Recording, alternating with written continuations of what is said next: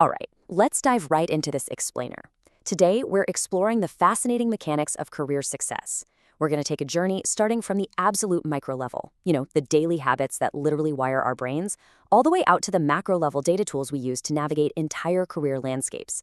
Basically, it's a complete journey from the inner game of personal discipline to the outer game of strategic data. Let's get into it. So, here is our roadmap for today. We're starting with the science of punctuality, moving into the habits of disciplined professionals, then checking out culture, creativity, and productivity. After that, we'll hit the leadership discipline gap and wrap up with data-driven career transitions. Section 1, the science of punctuality. Are you wired to be late? Let's start with something universally relatable, and let's be honest, sometimes a little frustrating: being on time. We usually think of being late as a behavioral choice, right? Like it's a lack of respect or just really poor planning. But I want to ask you to consider a completely different angle for a second. What if it's actually an uncontrollable trait tied directly to your internal clock? Are you constantly late, or is it just your unique perception of time? To figure this out, researchers set up a really fascinating psychologist study with undergrads. They had participants complete a Sudoku puzzle and simply asked them to estimate when 2 minutes had passed, without looking at a clock, of course. The goal was to test if the accuracy of our internal time perception actually dictates our punctuality out in the real world. Now, while this specific study didn't find a concrete, direct link, it completely opens up a fascinating conversation about how we internally track time versus what the clock on the wall actually says. Anthropologists actually categorize our relationship with time into two distinct camps. On one side, we have monochronic personalities. If you're monochronic, you treat time exactly like currency. You budget it. You prefer intense single-task focus and strictly adhere to schedules. On the flip side, we have polychronic personalities. These folks view time as a highly flexible framework, which actually makes them incredibly adaptable multitaskers. Neither way is inherently wrong, but, understanding your specific wiring is the foundational step to finally mastering your schedule. Section 2, Habits of Disciplined Professionals, Building the Inner Framework. So, whether you are naturally monochronic or polychronic, translating that time management into actual professional success requires a rock-solid foundation. Highly disciplined professionals don't just rely on sheer willpower to get through the day. They build systems. They actively engineer their environments to avoid temptations and distractions altogether, rather than just constantly fighting them. They stick to a consistent routine to kill decision fatigue. And my favorite part, they prioritize mind over mood. That means the routine dictates the action, not how they happen to be feeling in that exact moment. Add in prioritizing basic self-care like sleep and nutrition, plus a willingness to sacrifice immediate gratification for a long-term vision, and you've got yourself a bulletproof inner framework. And this discipline, it builds on itself over time. Just look at this framework from Bowdoin College. It brilliantly maps out the progression. Notice level I. It starts with just the basics, simply arriving on time and maintaining attentive focus, which naturally builds accountability and trust.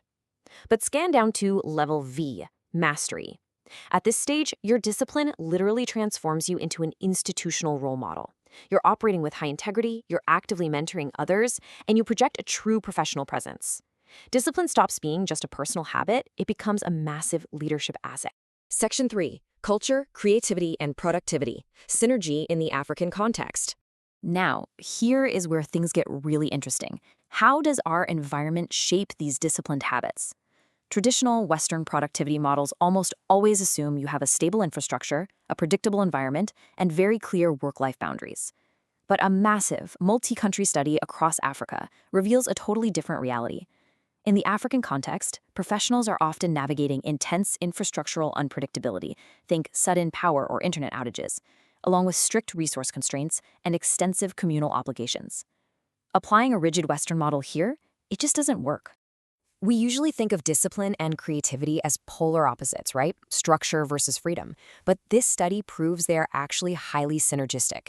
Self-discipline provides that core structural framework and keeps you locked on those long-term goals. But creativity, that offers the adaptive flexibility you need to overcome systemic obstacles. When you mash them together, they produce superior productivity through what's called constraint-induced innovation. It's an incredibly powerful way to look at getting things done when your environment is totally unpredictable. Section 4, the leadership discipline gap, refining talent into ability. Let's bump this up to the executive level and see what happens when that core discipline is missing. Executive search expert Mike Myatt provides this incredibly powerful anchor quote for us. He says, "Discipline is the refining fire by which talent becomes ability." I absolutely love that phrasing. Natural talent is really just raw potential. Without the refining fire of discipline, it never crystallizes into reliable, consistent ability. And this actually leads us straight into a very common trap. We hear the advice to play to your strengths all the time, right? But Myatt argues that playing to your strengths is often just a lazy excuse to avoid doing things you dislike. Think about a golfer who only practices their booming long drive, but completely ignores their short game because, well, it's frustrating. Real leaders just don't accept mediocrity in their weak areas. They apply rigor, they apply process, and they put in the work to improve them instead of just hiding behind their natural gifts. Section 5. Data-driven career transitions. Mapping the outer game. So, once we've mastered our inner game of discipline and leadership, we have to look outward. How do we actually apply this discipline to navigate the constantly changing career landscape? Well, to successfully execute career transitions, career development practitioners rely on something called LMI, labor market information. LMI includes all the crucial data: job prospects, wage statistics, work environments, and skill transferability. It's literally the map you need to make informed career decisions. But historically, it's been notoriously difficult to piece together from fragmented sources. Donald Super's lifespan approach to career development shows us exactly why we so desperately need this data. We move through distinct stages over our lives. We go from growth and exploration early on right into establishment, and then finally maintenance. And what's absolutely crucial to understand here is that our need for specific career data changes completely depending on which of these life stages we're currently navigating. To solve this massive data problem, a platform called Opportunext was built. And get this, the tool analyzes over 13 billion data points. Yes, billion with a B, to perfectly match a user's existing skills with over 30,000 occupations. It completely removes the guesswork. It hands you highly personalized labor market information directly so you can strategically plan your exact next move. So, how do we actually apply this data? Let's start with the early career phase. For folks transitioning from growth into exploration, like students or recent grads, LMI is used to translate vague interests into hard, concrete decisions. They need data on career paths based on their education, specific training requirements, emerging trends, local earnings, and the core technical and social skills they need to just get their foot in the door. But what if you're mid-career? Moving from exploration into maintenance shifts your data needs entirely. Now it's all about avoiding stagnation. Mid-career professionals use LMI to track industry trends and discover alternative horizontal career paths.